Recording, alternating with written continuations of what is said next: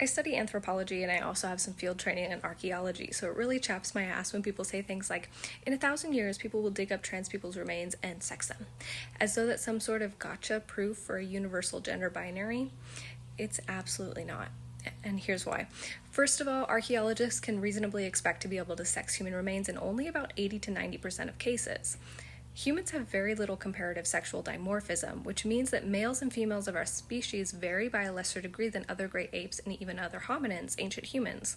There is a much greater amount of physical variation between all males and between all females, and there is difference between males and females, meaning there's a huge amount of overlap in physical characteristics. People are diverse, we know this just from looking at the world around us. And furthermore, there is more than one biological sex. Intersex characteristics are as common as green eyes, and there are multiple conditions that impact the expression of sex chromosomes, like Turner syndrome, for example, where the sexual chromosomes present as XO rather than XY or XX. And beyond that, archaeologists are as concerned with culture as they are biology. A major part of sexing human remains is the analysis of grave goods, clothing, burial practices, toolkits.